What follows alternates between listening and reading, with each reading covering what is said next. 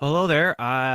Me, Ben Avery, and I am here because I'm actually running a test run on some software things for a special live broadcast I'm going to do tonight. And I figured if I'm going to do this, I might as well, get some content out of this. And I've been wanting to do this video for a while anyway. And so, what better way to do this than to just go ahead and do it live in front of everyone without any kind of practice. So hopefully this is working. If it's not working, then I've got some friends who I think are going to be able to let me know what they're seeing and what they are hearing. But for right now, I just wanted to.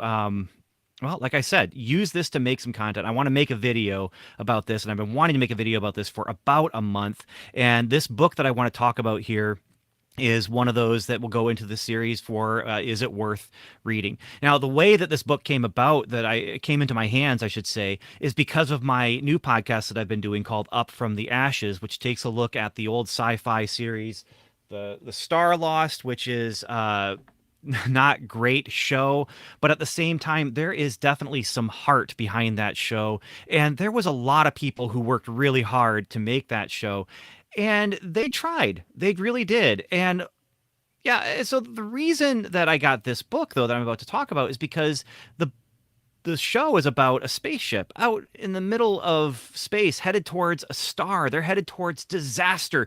And the spaceship is built up of 37 different domes, and each dome is a different people group that have their own culture that's developed over the last few hundred years after an accident caused all the domes to lose contact with each other.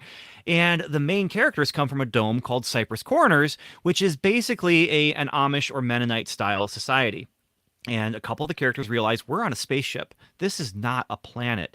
And actually, they don't even say that because they don't even know what a planet is. But they realize they're on a spaceship. They realize what's going on. They realize there's lots and lots of problems that are behind where they are and what they're doing. And so they leave their dome to go and travel the ship and discover other domes. And they're discovering technology for the first time. And yeah. So as I'm watching this and I'm getting ready to do that podcast, I mentioned on a Facebook group about this podcast, and someone made a comment on my Facebook post. And the someone who made the comment was a part of that Facebook group, and his name was Kerry Neitz.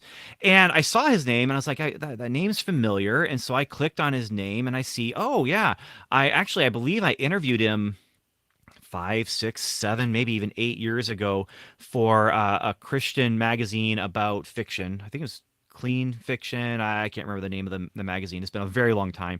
But I did the comics and graphic novels thing, and I believe that I interviewed him and did a feature on him for a book that he had back then.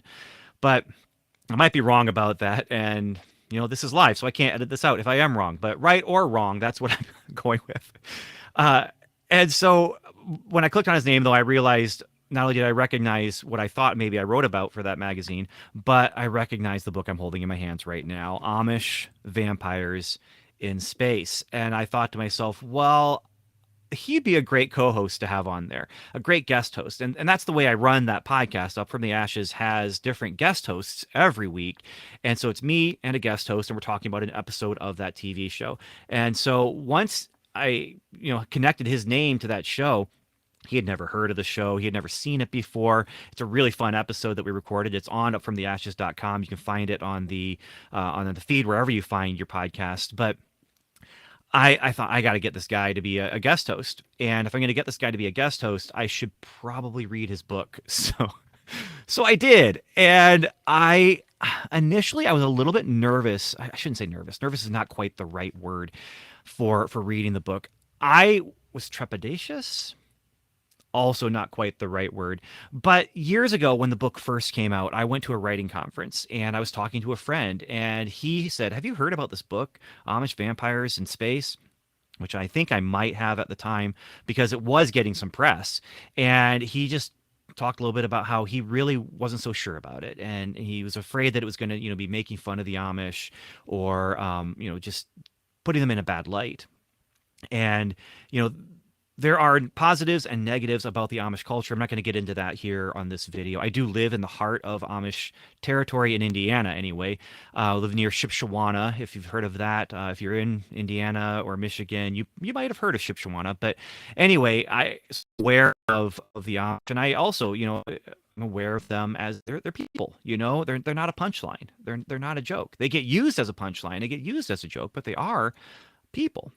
And I've interacted with some of them, and I actually have had some of them come in and help us with some volunteer stuff with our kids at church. And so you know, over time, then I'm thinking to myself, well, I'm just going to not bother with it. It's goofy probably, and I'm not going to bother with it.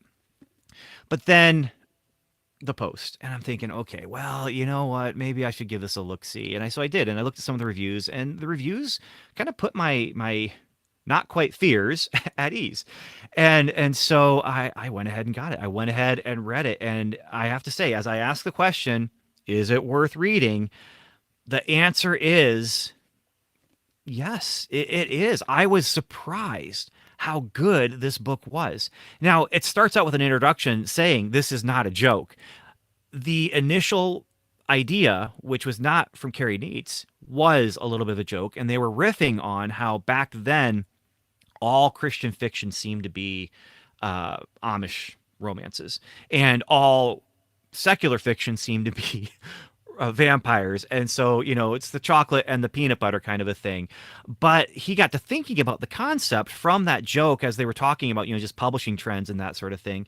He got thinking about the concept and thought, I want to do this for real. So he asked the guy who made some sort of mock-up cover, to make the joke. He said, can I take that and can I run with that? And he was given the go-ahead, and he did. He took it, and he ran with it, and I'm really glad that he did. I haven't read the two sequels yet, but I'm very excited to read the two sequels. And I'll also say this. When I talked about Flight of the Angels and Hornet's Nest, I talked about the if you give a Ben or give a mouse a cookie, if you give a Ben a good book, he's going to want another.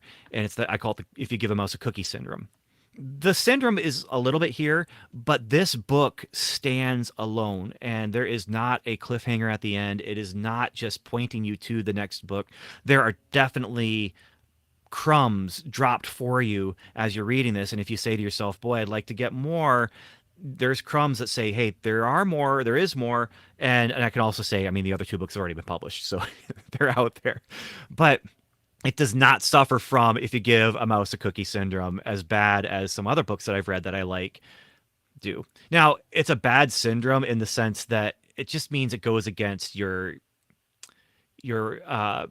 need for immediate gratification. And so that need for immediate gratification, where if you read a good book and you really want the follow-up right away, well, sometimes you have to wait a long time. Well, you don't have to for this because they're already out there. So anyway, getting into the book itself, I have my 4 quadrants that I often talk about: style, plot, characters, and theme. And then there's also fun. And I'll just start with fun. I had a lot of fun reading this, and it's because of the style, the plot, the characters, and the theme. But it's also because of things that it kind of riffs on.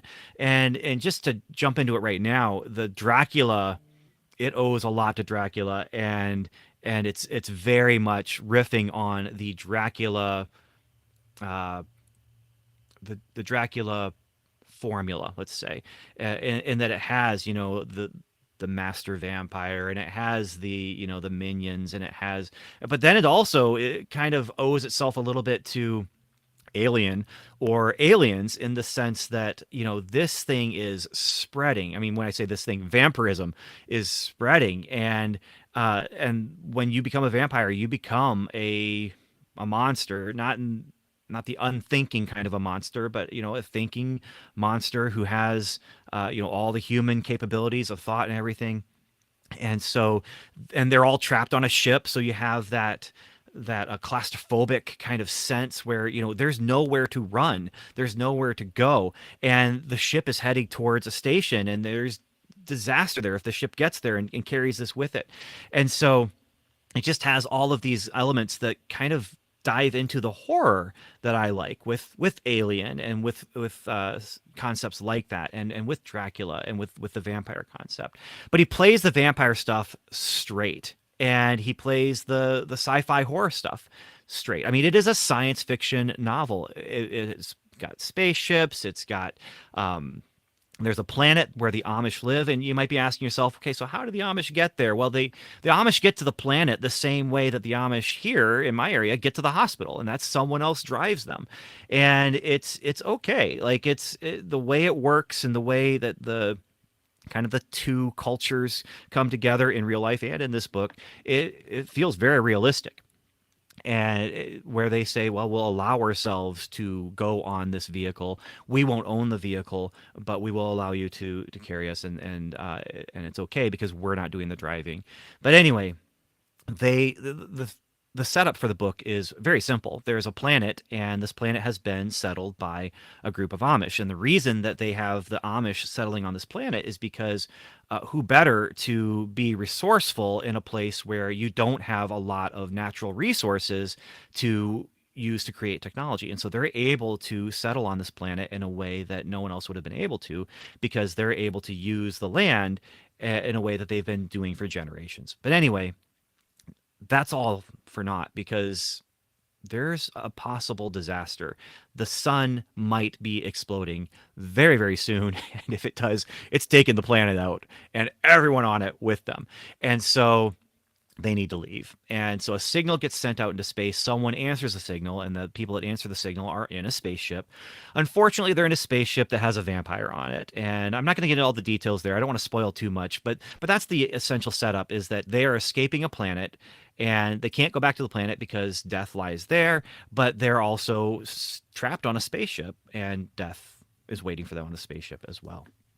And so that's the basic plot. But like I said, it kind of plot wise gets into those ideas of, running around the ship, trying to stay alive. There's the survival horror aspect to it as well. And it's just, I enjoyed that. The characters, they're unlikable when they need to be unlikable. They are understandable when they need to be understandable, in the sense that you kind of understand, why are they making these bad choices?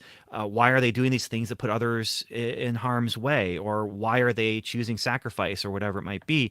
You understand the motivations of the characters. But the most important thing to me is you care about what happens to the characters. You want the characters to survive. And so, like what often happens in horror movies, there are characters you want to survive, and when they don't, you feel bad. And there are characters you don't want to survive, and when they don't, you cheer.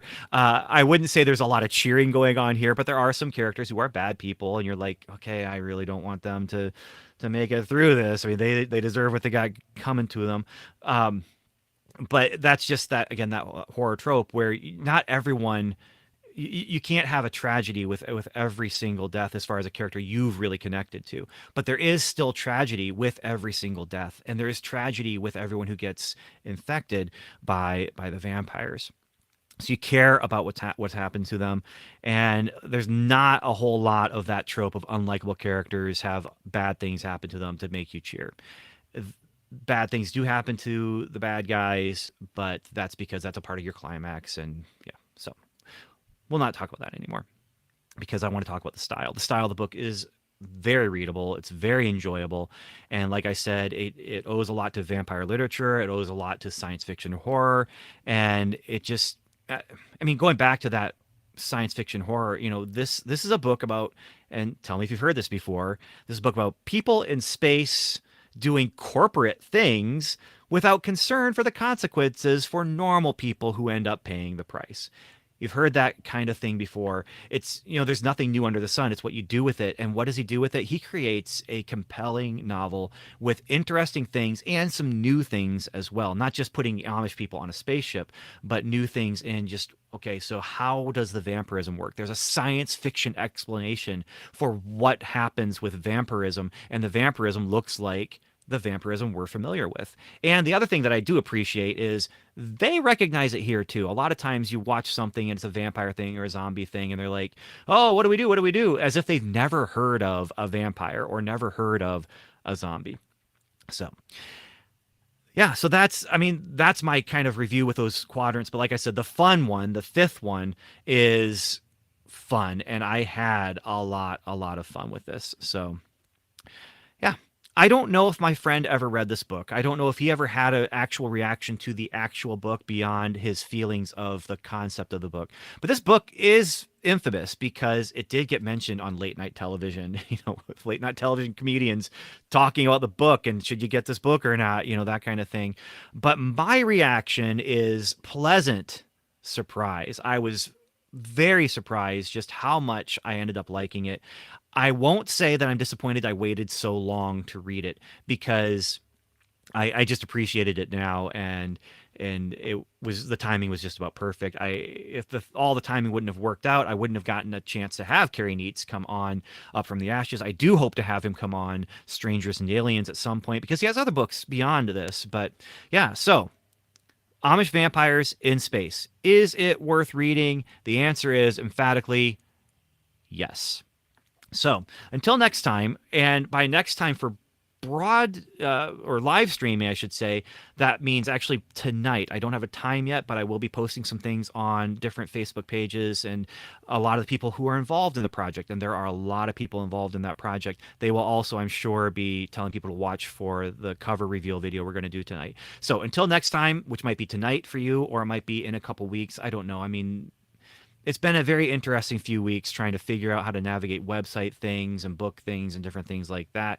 And so that does mean the podcasting has kind of suffered a little bit and there hasn't been a lot of Strangers and Aliens content. But that's another reason why I thought, hey, why not take the opportunity to talk about this and get an episode out? So until next time, whether it's tonight, in 2 weeks, I want to wish you Godspeed.